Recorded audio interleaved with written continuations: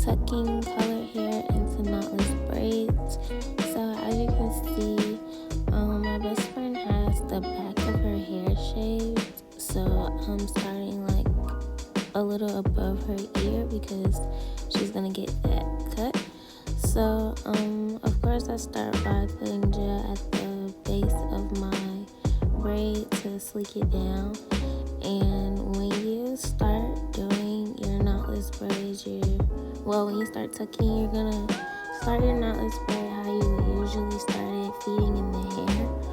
But when you're tucking colored hair, you have to tuck it more obviously, if that makes sense. So as you can see, once I added the hair, I like pull her natural hair under the braiding hair just to make it easier to tuck, because once you pull it under, then it'll already be under the braiding hair, making it easier to tuck, if any of that made sense at all.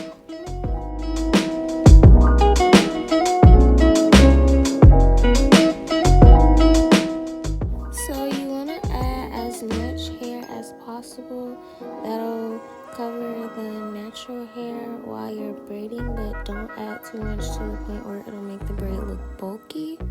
So as you can see, I probably added like 5 or 6 small pieces at the start of her hair, of the knotless braid, and then after that I flipped my hand position, and that's when I started actually tucking the braid even more. And you want to add product to the natural hair to have more control of what you're tucking, and it just makes it easier to tuck. But don't add too much product, because then it'll become slippery if you add too much, which will make it harder to tuck.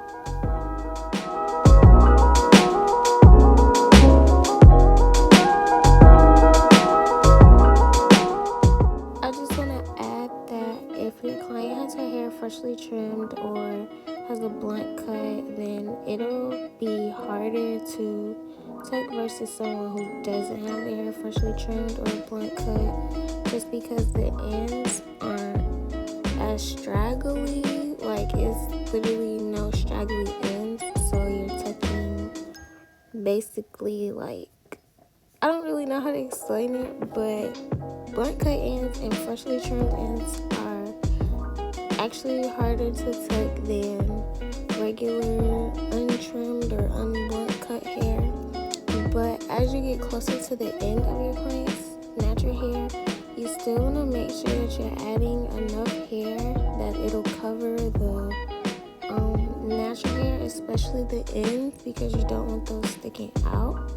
But the closer you get to the end of your client's natural hair, the more you really need to pay attention to how you're tucking, because if you don't tuck it right, your client's hair will stick out at the ends. So make sure you're using gel to, gain control of it, and make sure you're adding just enough hair to where it'll cover the natural hair but not make the braid look too bulky.